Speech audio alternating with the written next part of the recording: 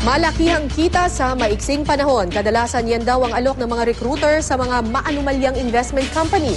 Sa Pilipinas, marami na ang mga nabiktima ng iba't ibang investment scam na investment scheme pala. May news to go, si Mariz Umali. Di raw nagkulang sa pagpapaalala ang gobyerno sa mga nabiktima ng 12 billion peso investment scam ng Aman Futures Group. Pero tinataya na sa 10,000 pa rin ang mga nabiktima. Pangako raw kasi ng mga ahente, 30 hanggang 50% kita sa puhunan. Ang panluloko raw na ito ng grupo ni Emmanuel Amalillo itinuturing na ngayong pinakamalaking investment scam sa bansa. Pyramiding ang pinakapopular na uri ng investment scam.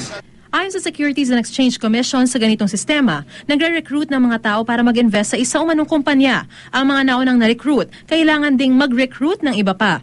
Ang kita ng isang investor ay nakadepende sa dami ng nare-recruit niyang bagong investor. Pero kapag wala ng bagong pumapasok na investor, titigil na rin ang pagkita ng pera.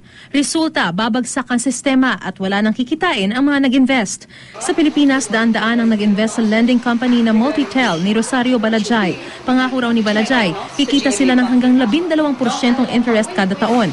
Pero kalaunan, hindi na niya nabayaran ng kanyang investors. March 2003 nang maaresto siya sa kasong estafa. 2007 maraming nabiktima ng franc Swiss, investment scam na kumalat sa internet. Para kumita, kailangan daw magbigay ng minimum na investment na $1,000 o katumbas ng 40 to 50,000 pesos. At pangako nila sa loob lang ng 2 buwan, maaari nang kumita ito ng $45 kada araw.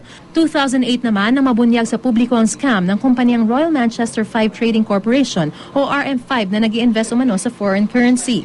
At ang mag-i-invest, pinangakuan ng kita ng 4 hanggang 5% kada buwan.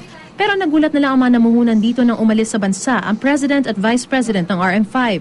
Kadalasan hindi rehistrado sa Securities and Exchange Commission ang di lehitimong investment company. Marami rin sa mga ito humihingi ng foreign currency bilang puhunan. Madalas ding walang resibo ang mga transaksyon. Pero ang pinakatanda raw na scam ang inyong pinapasok, ang pangakong kikita ng napakalaki sa maiksing panahon lamang. Tandaan ang mga ito para agad matukoy kung ang pinapasok nyo ay hindi na pala investment scheme kundi investment scam. Mariz Umali, GMA News.